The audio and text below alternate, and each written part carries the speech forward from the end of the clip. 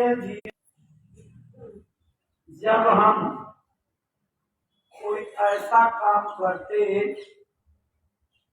जिसमें हमारी सांस ज्यादा फूलती, सांस जल्दी जल्दी ले लेते तो हमारी सांस जल्दी जल्दी खर्च हो जाती।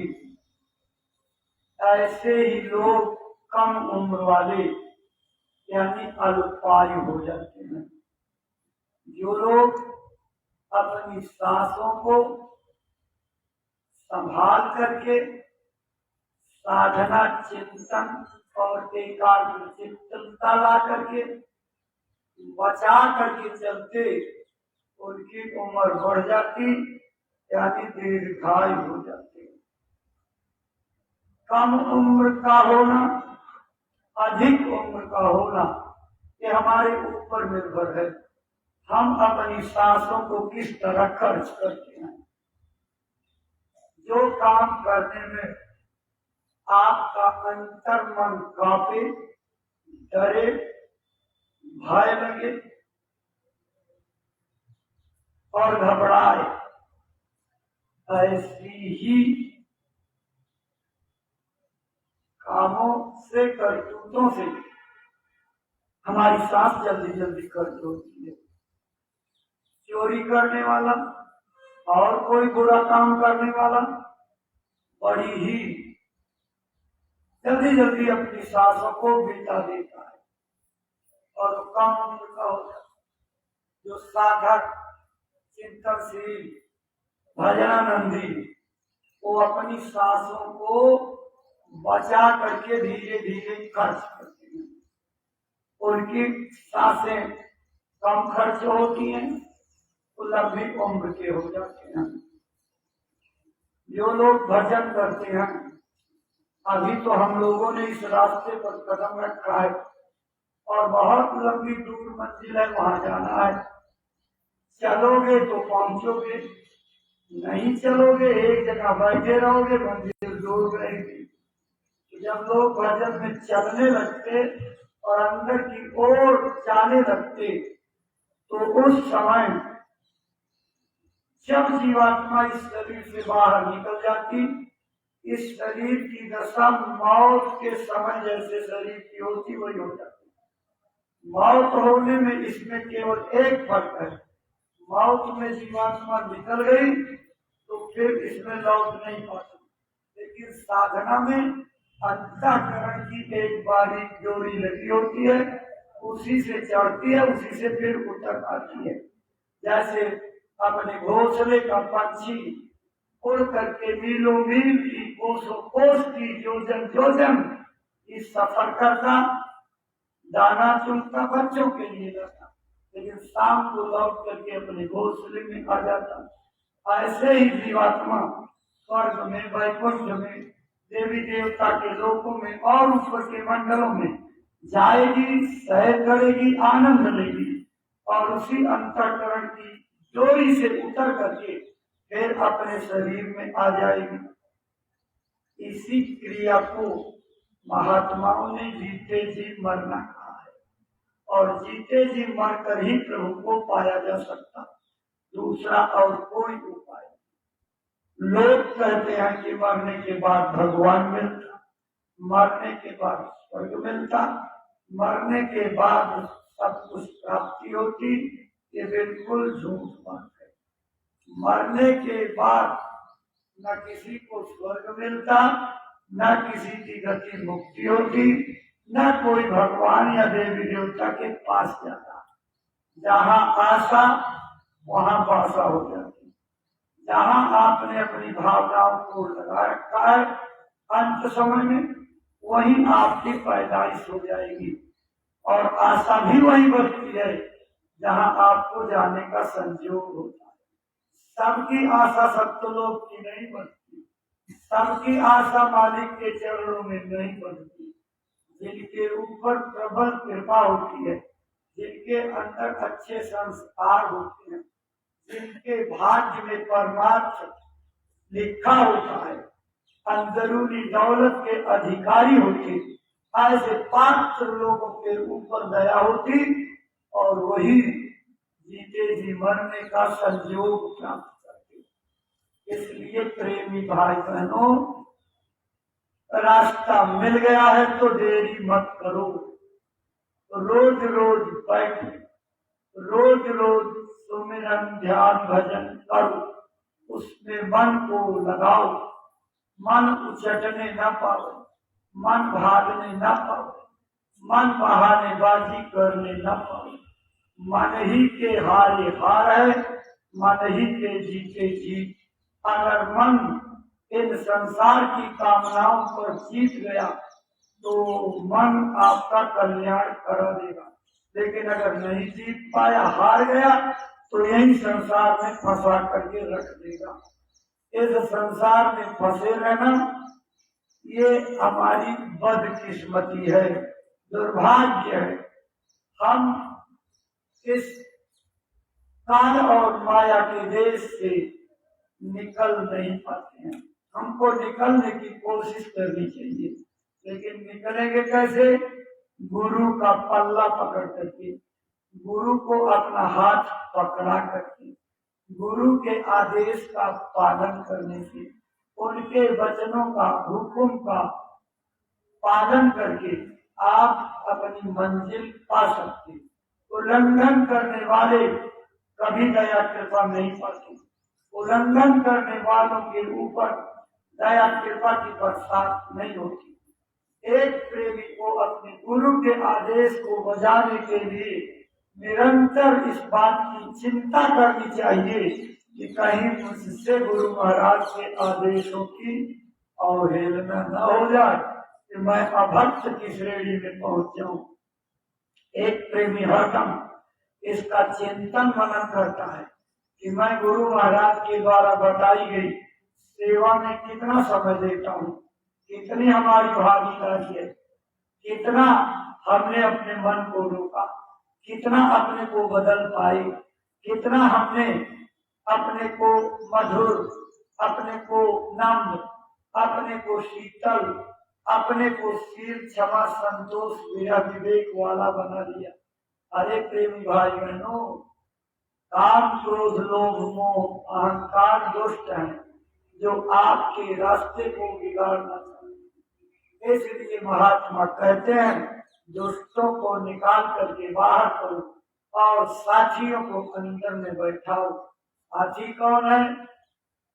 शील क्षमा संतोष विवेक, एक के बराबर एक, एक के सामने दूसरा, काम के सामने जीतने वाला शील, क्रोध के सामने जीतने वाला क्षमा, लोभ के आगे संतोष, अहंकार के आगे दीनता। अरे प्रेमी भाई बहनों, मोह के आगे विवेक। अगर आप इनको निकाल करके दोस्तों को अंदर बैठा लोगे कि आपकी मदद करेंगे, ये बिल्कुल उसी तरीके से बाहर निकलते हैं जैसे किसी खराब आचरण वाले बच्चे से नाराज होकर के आप उसको घर से बाहर कर देते हो और बच्चा आपकी बात को सुन करके घर से चला जाता। जब अंतर में आप चलोगे तो गुरु महाराज कहते थे कि ये काम क्रोध लोभ मोह अहंकार बच्चों की शकल में इस घट से निकल करके भागते नजर आते हैं। एकदम बच्चों की शकल में जाते हैं जैसे आपके घर से निकल करके बाहर चले गए। भारत के अंदर परंपराएं इन्हीं सब संदेशों को देती थी। ये नितांत आध्यात्मिक और व्यवहारिक चीजें जनमानस के बीच में धार्मिक पुट देकर के इतनी अंतर तक बताई गई थी कि लोग उस धार्मिकता की आड़ में करते थे। एकादशी आती है आपके यहाँ, देवोत्थान एकादशी, उस समय अब हमारी तरफ तो अलग परंपरा, यहाँ कुछ और होगी।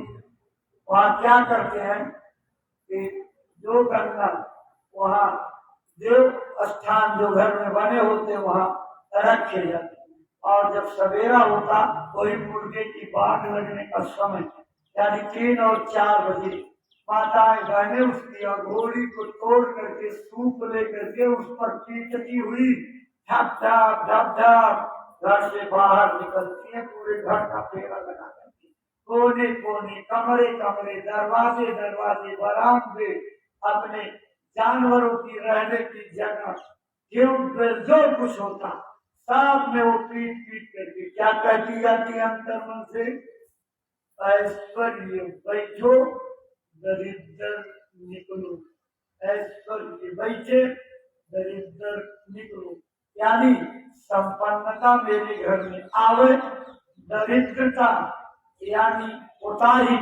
अभाव मेरे घर से दूर चला जाए। इसमें बड़े स्पष्टवादी संदेश हैं। इसका मतलब कि खराब चीजों को त्यागो, अच्छी चीज को अपनाओ, बुराइयों को त्यागो, अच्छे गुणों को ग्रहण करो, सांसारिकता से निकलो, आध्यात्मिकता की ओर कदम बढ़ाओ, इसी से आपका कल्याण होगा। जब तक भजन और भक्ति का इरादा पक्का नहीं करोगे, भजन में लग नहीं जाओगे, रोज रोज बैठ करके दरवाजे पर तड़पोगे नहीं, मालिक से पुकार नहीं लगाओगे, तब तक कोई उम्मीद मत करना। गुरु की दया को पाने के लिए प्रेमियों ने कितने आंसू गिराए, इतना तड़पे, इतना बेबल होकर के रोते रहे, इसका अंदाज हम लोगों को नहीं हो सकता।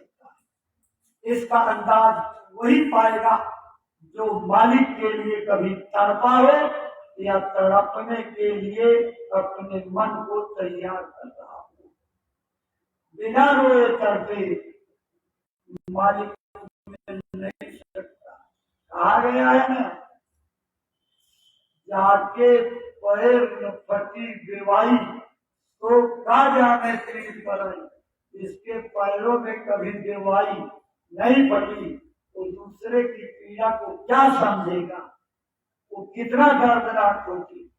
यहाँ दर्द होता चोटी तक पहुंचता, आदमी कराहता रहता, कीलता रहता, छटपटाता रहता, लेकिन कोई बस नहीं चलता। अरे प्रेमियों, इतनी जरा सी बेवाई चमड़ी फट गई और उसमें आपको इतनी पीड़, लेकिन जब जगन्नाथ कुंडों की ओर जाओगे, कर्मों की सजा सुनाई जाएगी, तो एक जगह नहीं पूरे शरीर में दवाई ही दवाई फट जाती।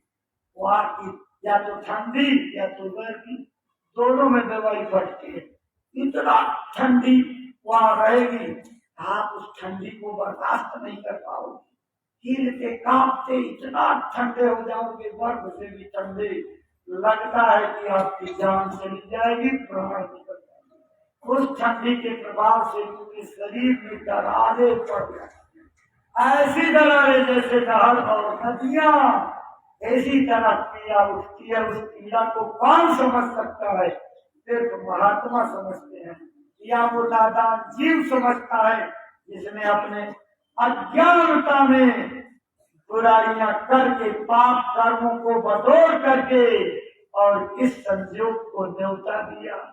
दो के अलावा तीसरा कोई नहीं जानता। महात्मा देखते हैं, उस पीड़ा को समझते हैं और आपकी तकलीफों का अनुभव करते हैं, तभी महात्मा कहते हैं उस मुसीबत की घड़ी आने के पहले चेत जाओ, जवानी में ही अपना काम बनाओ, वादा मत करो। जो काम वादा हो जाता, जो काम किया सो कर लिया, और कल पे टाला जिसे काम वो रह गया।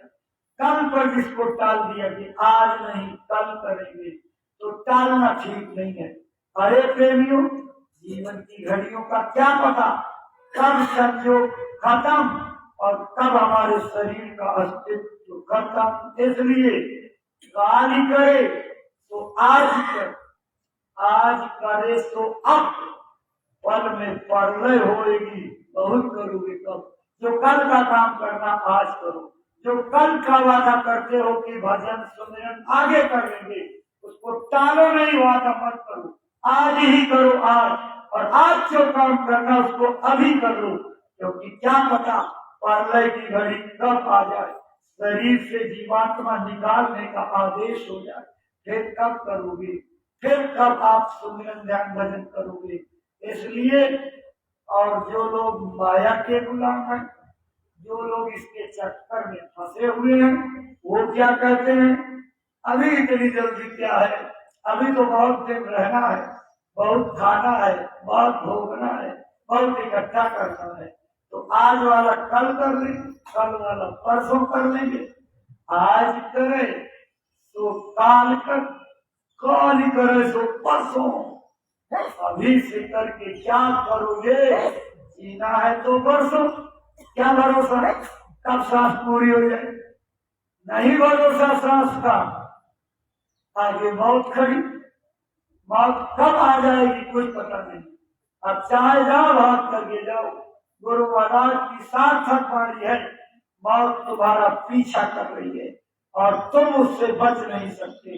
जहां भी जाओगे तुम्हारे पीछे पीछे जाएगी और तुमको अपने दायरे में ले लेगी, उससे बच नहीं सकता कोई। इसलिए प्रेमी उस नाजुक घड़ी के आने के पहले अपना काम बना लो, इस शरीर में शब्द को प्रकट कर लो, प्रकाश को प्रकट कर लो, गुरु को उतार लो, गुरु का दर्शन कर लो, पिंजड़े में से निकल करके उड़ जाना और फिर पिंजड़े में बैठ जाना। इस क्रिया को करना सीख जाओ, यही भक्ति की शुरुआत है। जब तक जीवात्मा इस शरीर से निकलने नहीं लगेगी तब तक समझो कि भजन की शुरुआत नहीं हुई है। भजन किया तब जानिए जब निकले ये विहंग, जब ये पंछी जीवात्मा, ये पिंजरे वाली मुनिया, ये पिंजरे वाला हंस निकल करके बाहर जाने लगे, तब समझो कि जीव जाग गया और जीवात्मा जाग गई। ये सब मिट्टी के आनंद कचड़े मालूम पड़ते हैं। यहाँ की कोई सामग्री जब आपको चेतना जाग जाएगी और उस मालिक का आनंद पाने लगोगे, अपने शरीर में छिपे हुए रत्नों के भंडार से जब आप रूबरू होगे, तब आपको यहाँ की कोई चीज, राजपाट, सोने चांदी, खाना पीना का सामान कुछ दिया जाए, आपको अनमनस्क भाव रहेगा, कोई अच्छा ही नहीं लगेगा, खाना पीना कुछ अच्छा नहीं, वो तो फिर उसी की रंग चढ़ जाती है।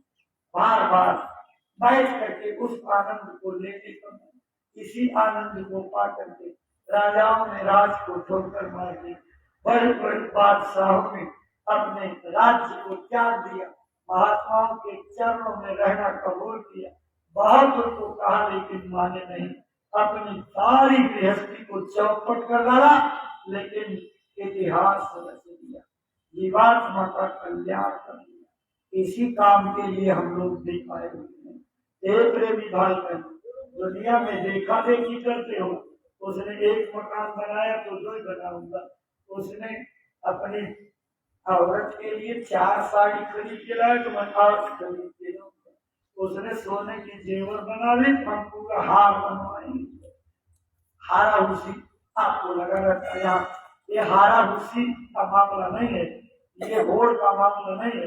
होड़ करो तो इसकी करो, वो 2 घंटे बैठ के भजन करता, 4 घंटे करेंगे, आगे इसकी होड़ लगने जा रही है। साधन भजन की सब करेंगे कमाई और इसकी होड़ लग जाएगी, आगे वक्त आ रहा है। गुरु महाराज कहते थे तुम जरा सी मेहनत करते हो और पूरे देखते हो, तो हमने गुरु के ऊपर इतना एहसान लाद दिया और आपके दरबार में इतनी सेवा कर दी और नाहक ढूंढते रहते हो, चौपट कर देते हो। अभी वो बच्चे सामने आए ही नहीं, जो आगे आने वाले हैं वो इतनी सेवा करेंगे, इतनी सेवा करेंगे, रात से कुछ नहीं देखेंगे, भूख प्यास कुछ नहीं देखेंगे, शरीर को गला देंगे, लेकिन फिर भी रोते हुए जाएंगे, मैं गुरु की कोई सेवा नहीं करनी, तो तुम जरा जरा से में गाना गाते रहते हो, अपना सब पाँव में कुल्हाड़ी मारते रहते हो, मिली हुई भजन की संपत्ति को सत्यानाश करते रहते हो। महात्मा चाहते हैं कि जो दया आपके अंदर आवे वो टिके, लेकिन अब दया टिकने नहीं देते हो, गलती कर देते हो, उसमें दया निकल जाए, संभाल नहीं पाते हो।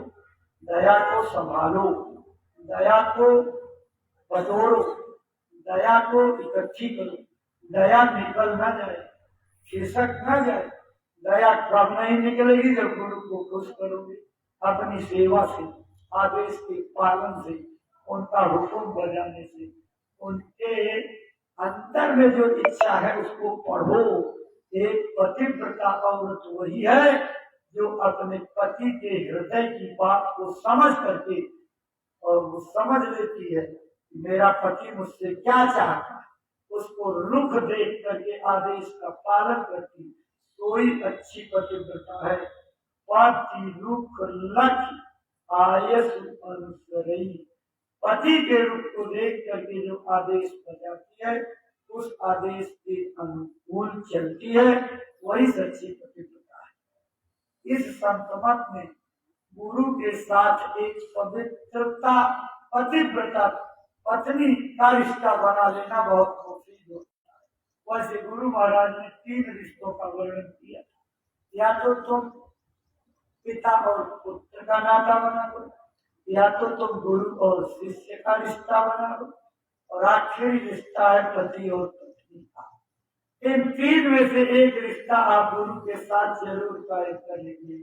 अगर पिता पुत्र के रिश्ते कायम करते हो तो पुत्र का धर्म है पिता का सम्मान करो, पिता के आदेश का पालन करो, पिता जो कहते हैं उसके अनुसार चलने लगे और अपने जीवन को पिता की सेवा में लगा दे, और सेवाओं से उसको कोई मतलब न रहे, तब तो वो पहले नंबर का प्रेमी। अगर गुरु और शिष्य का रिश्ता बना लिया तो ये उससे ऊंचे दर्जे नंबर 2 का है, लेकिन पहले वाले रिश्ते से ऊंचा है।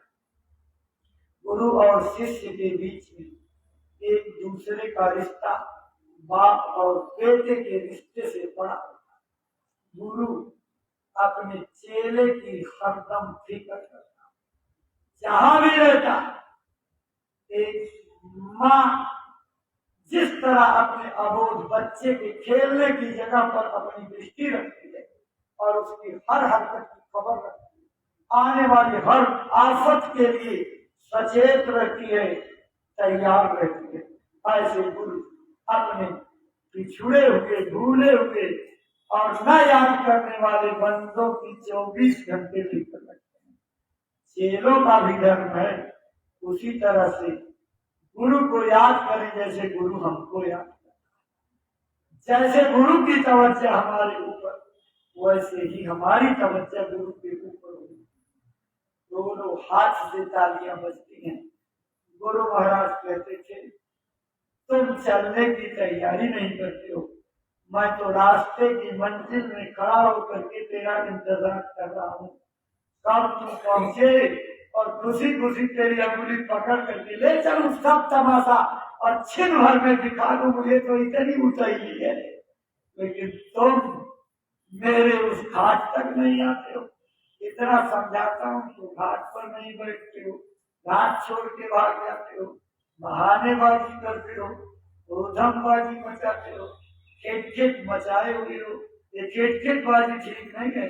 परमार्थ में एक निशाना बनाओ, 2 निशाने नहीं। इंद्रियों का सुख भी लूट लेंगे और हम परमार्थ भी कमा लेंगे, कभी नहीं हो सकता।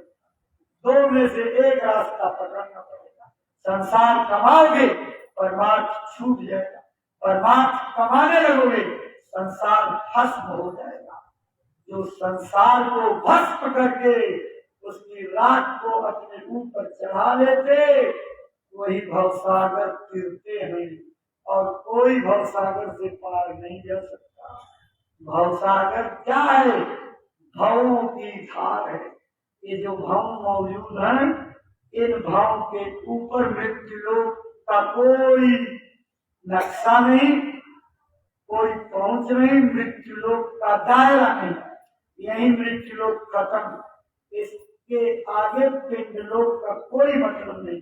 अंत सृष्टि की शुरुआत हो जाती, देवी देवताओं के लोग आते हैं, उसके बाद फिर काल माया इनके अंचल नुमाइंदों के देश आते, फिर माया और काल इनके देश, और फिर आगे प्रकृति पुरुष, आगे महाकाल पुरुष, आगे तो सच्चे मालिक का देश। ये सिस्टम से सब बात होती है। एक विशेषता अंदर में चढ़ने की है। आप जिस देवी देवता के लोक में पहुंचोगे उसी के रूप बन जाओगे। ये विचित्र विज्ञान है। जिस लोक में पहुंचे उस लोक के नायक का स्वरूप आपको मिल गया। जो पावर उस देवता की वही पावर आपकी हो जाएगी। जिस ब्रह्मांड में पहुंचोगे उसी ब्रह्म का रूप बन जाओगे, उसी पार ब्रह्म का रूप बन जाओगे। जो ताकत ब्रह्म के अंदर वो ताकत आपके अंदर आ जाएगी, जो शक्ति उनके अंदर वही शक्ति। इसी विज्ञान के चलते जब आप जीते जी मेहनत करके अपना काम बना लोगे तो मालिक का दर्शन करोगे, तो जो शक्ति मालिक की वही शक्ति आपकी हो जाएगी। कोई फर्क नहीं, फिर तो आप उनके बरोबर हो जाओगे। लेकिन मर्यादा खंडित कहीं नहीं होती, मर्यादा बढ़। मैंने देखा हमारे पड़ोस में एक आदमी का चयन जो है जिलाधिकारी के पद पर हो गया, IAS हो गया। जब वो IAS बन करके कभी अपने गांव आए तो जिस प्राइमरी स्कूल में पढ़े थे उसमें वयोवृद्ध अध्यापक तो बिल्कुल रिटायरमेंट के करीब थे। उसको देख करके इतना गदगद हुई। अरे कहा कि मेरा पढ़ाया हुआ विद्यार्थी आज इतने ऊंचे दर्जे पर है। और वो जैसे ही बुजुर्ग आदमी प्रणाम करने लगे कि हमने हाथ पकड़ कर मैं संस्कार पाया आपसे, शिक्षा पाया आपसे, आप हमारे गुरु। पद का यहाँ महत्व नहीं है, यहाँ महत्व संस्कार का है। इसलिए मैं आपके पैर छूंगा, आप इस तरह का काम मत करें। तुरंत चरणों पर प्रणाम करके अपने अधिकारी पद के घमंड को दूर करके, क्या था ये भारत का संस्कार था, बुजुर्गों का संस्कार था, माता पिता का संस्कार था। हम अपने संस्कारों से दूर हटते चले गए, तभी तो बुराइयों में गिर गए। तभी तो आज घर घर में शराब पी जा रही है। आज हर घर का बच्चा जो है वो दूसरों की बहन बेटियों पर पूरी दृष्टि डाल रहा है। रात रात बैठ करके कैसे कैसे चीजों को देखते हैं। ये भारत के लिए बड़ी चिंता की बात है। भारत देश में जब कभी हम बाहर दौरे पर निकलते हैं और देखते हैं, गुजरते हैं, तो मेरे देखने में आता बारात सजी हुई है और अच्छे अच्छे घरों की बहनें माताएं, अच्छे अच्छे घरों के पढ़े लिखे सिनेमा की नकल करके ठुमका लगा करके तान तोड़ करके नाच रहे हैं और उसी में बोतल पर बोतल की जा रही है। अगर संस्कारों का ये अभाव हो गया तो जब देश को जरूरत पड़ेगी तो क्या यही नचनिया लोग काम आएंगे?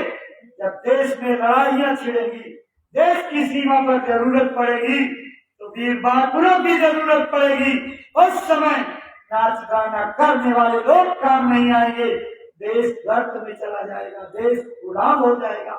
इसलिए वीर बहादुरों की जरूरत है, सपूतों की जरूरत है जो महात्माओं से संस्कार लें, महात्माओं की शिक्षा लें, महात्माओं से उपदेश लें, अपने जीवन के अहम लक्ष्य को प्राप्त करके इतने वीर बहादुर, इतने कर्तव्यनिष्ठ बने, सच्चे देशभक्त बने, देश आने वाली देश के ऊपर आने वाली हर विपत्ति का सामना करने के लिए तैयार है। अगर सारा देश नाचने लगेगा तो नाचने से लड़ाई थोड़ी। इसलिए बिगाड़ो मत अपने संस्कार, संस्कार बनाओ। किस देश की महात्माओं की किताबें कहती हो, अगर तुमने एक बूंद शराब पी ले तो समझ लो करोड़ों करोड़ वर्षों तक नरकों में जलाए जाओगे। ऐसी शराब को आप सुविधा का साधन बना लिए हो, स्टेटस सिंबल बना लिए हो, पिएंगे नहीं तो ऊंचे दर्जों में कैसे शामिल किए जाओगे। बुद्धि खराब हो गई। जब अकल खराब होती है तो कहते हैं विनाश काले विपरीत बुद्धि। आपका आत्मत खराब है, इसलिए आप ऐसे संस्कारों को बढ़ाते चले जा रहे हो। जो लोग इन संस्कारों के जनक हैं उनको इतिहास माफ नहीं करेगा। जो जरा सी लोभ में राजस्व के फायदे में इसका प्रचलन करा रहे, भविष्य उनको माफ नहीं करेगा। इसलिए हम तो बराबर हमारे संस्था के प्रमुख पूज्य महाराज जी विश्व के लोगों से अपील करते हैं, मेरी हार्दिक अपील है कि सभी लोग मांस मछली अंडों का खाना छोड़ दीजिए और शराब जैसे बुद्धिनाशक नशों से परहेज करिए। इससे आपकी बचत होगी। घर के लड़ाई झगड़े, समाज के लड़ाई झगड़े, जातियों जातियों के संघर्ष, वर्ग वर्ग के संघर्ष, देश देश के झगड़े अपने आप खत्म हो जाएंगे। लोगों में विचारशीलता आ जाएगी, बर्दाश्त की क्षमता आ जाएगी, सुमति आ जाएगी। सुमति बड़ी नियामत है, सुमति खुदाई वेद है। जिसके घर में सुमति आ गई, जिसके दिमाग में सुमत बैठ गई, उसके घर किसी चीज की कमी नहीं रहेगी। उसके घर लक्ष्मी गुलाम बन करके रहेंगे। जहाँ सुमति तहाँ संपत्ति नाना, और जहाँ कुमति तहाँ विपत्ति निधाना। लेकिन सुमति आएगी कैसे? कोई इसका स्कूल नहीं खुला हुआ है, कोई ट्रेनिंग सेंटर नहीं है, कहीं इसके विद्यालय महाविद्यालय यूनिवर्सिटियां नहीं है। इसकी एकमात्र यूनिवर्सिटी है महात्माओं का विद्यालय, महात्माओं का दरबार, उनका सत्संग। उसी सत्संग में ये चीज सिखाई जाती है। तो बच्चों को लाते ही नहीं, संस्कार कैसे?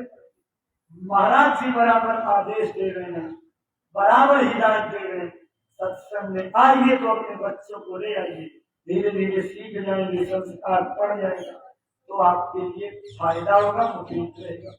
देखो प्रेम भाई बहनों, आज 24 मई की तारीख सन 2023 पूज्य महाराज जी जीव जागरण का, लोगों के कल्याण का संदेश लेकर के आज अपने महासंकल्प 27 दिवसीय शाकाहार सदाचार मध्य निषेध आध्यात्मिक वैचारिक जन जागरण यात्रा के साथ अपने जय गुरुदेव आश्रम मथुरा से प्रस्थान करने वाले हैं। बहुत सवेरे निकल जाएंगे, 8 बजे के आसपास पूज्य महाराज जी अपनी मंजिल की ओर रवाना हो जाएंगे। आप सभी प्रेमी भाई बहन समय से यही आश्रम के अंदर लाइन लगा करके खड़े हो जाएंगे। गुरु महाराज के चरणों में अपनी भावनात्मक प्रार्थना करेंगे। हे गुरु महाराज, आपके मिशन को आगे बढ़ाने के लिए, आपके नाम को रोशन करने के लिए आपने जो आदेश दिया, हमारी संस्था के प्रमुख पूज्य महाराज जी उस आदेश को बजाने के लिए आश्रम से निकल रहे हैं। हुजूर आपके चरणों में प्रार्थना करते हैं, अपनी दया की किरणें महाराज जी के अभियान के साथ रखिएगा, पल पल देखिएगा, संभाल करिएगा और काफिला निर्विघ्न निरापद संपन्न हो करके फिर से आपके चरणों में पहुंचे और आपके चरणों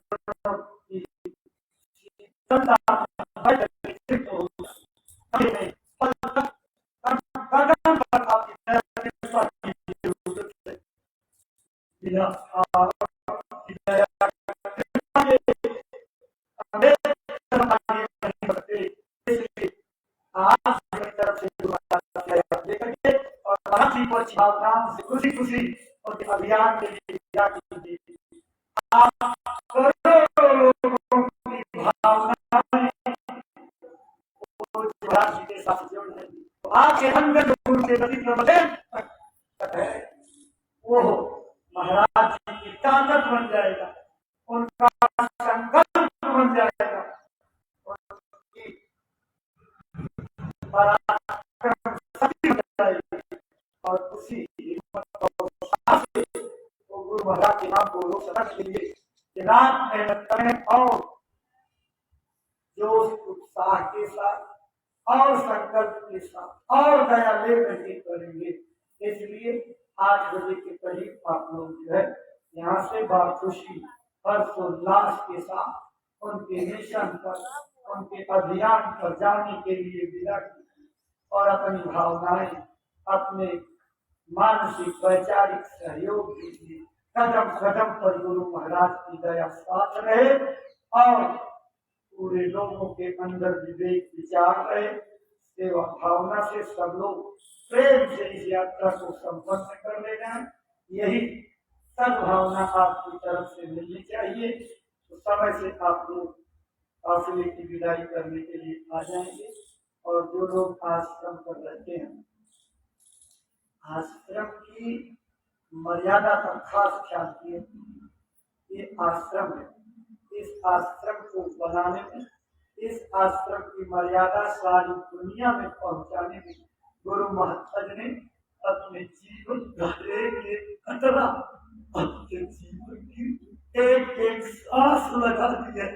अगर हमारे आचरण, व्यवहार, हमारी कर्मी करतूत से गुरु महाराज की मर्यादा कहीं भंग होगी तो हम दोषी हो जाएंगे और हमारा परमार्थ नहीं बनेगा। इसलिए इस मर्यादा का, अनुशासन का, व्यवस्था के निर्देशों का सब लोग पालन करिए और सेवा करिए खुशी खुशी। और जब तक आश्रम पर रहिए मेहनत करिए, अपने शरीर को सेवा में लगाइए, सांसों का उपयोग करिए, सुबह शाम भजन के लिए यहाँ आया करिए। जिस काम में आपकी ड्यूटी है उसको पूरा निभाया करिए, समय तक सेवा किया करिए। अगर 5 मिनट भी पहले आप सेवा से हट गए तो 5 मिनट की जगह 10 मिनट का समय आपकी सेवा से काट लिया जाएगा। आपके खाते से नुकसान हो जाएगा, माइनस मार्किंग हो जाएगी। इसलिए समय का ख्याल रखा करिए। जो समय का सेवा का समय निर्धारित हो उस समय को पार करके अगर उससे 2-4 मिनट ज्यादा कर लोगे तो ओवर टाइम हो जाएगा, यानी समय से अधिक कर लिया आपने, तो समय से अधिक करोगे तो दया भी आपको जो है ओवर टाइम की ज्यादा मिल जाएगी। अपनी ड्यूटी के अलावा अन्य जरूरी सेवाओं में हिस्सा लोगे तो बोनस मिल जाएगा। इसलिए इसमें सचेत रहा कीजिए। सब लोग प्रेम प्यार से रहिए, किसी तरह से कोई सांसारिकता हमारे बीच में प्रवेश न करने पाए। कोई लड़ाई झगड़े का स्थान नहीं है। सबके अंदर गुरु महाराज बैठे हुए हैं, सबके अंदर उनकी बैठक है, तो सबको इसी रूप में देखिए, इसी रूप में सम्मान करिए। छोटों को आप प्यार करिए, बड़ों को आदर करिए। ये मर्यादा बनी रहेगी तो आपकी संस्था बहुत आगे जाएगी। लेकिन अगर आप मर्यादा तोड़ने लगोगे तो आप खुद कहीं के नहीं होगे। 10-20 लोग प्रभावित होकर के संग दोष से उनका भी मन खराब होगा, उनका परमान अपना तो आप लेके गए, दूसरे का भी लोग कर दोगे तो उसकी सजा आपको मिल जाएगी, न जाने कहाँ भेज दिए जाओगे। इसलिए बहुत सचेत रहो कि सांसारिक स्थान नहीं है, ये दुनियादारी का स्थान नहीं है, ये सेवा का स्थान है, समर्पण का स्थान है, अपने को छोटा बनाने का स्थान है। इन्हें बन करके सेवा करके अपना काम बना लेने का स्थान है। इसलिए अपना काम बनाओ और गुरु की दया को करो। छुट्टियों को क्षमा कीजिए। सब लोग मालिक के नाम को प्रेम से बोलिए, जय गुरुदेव, जय गुरुदेव। नाम किसका? प्रभु का पावन नाम, प्रभु का जागृत नाम।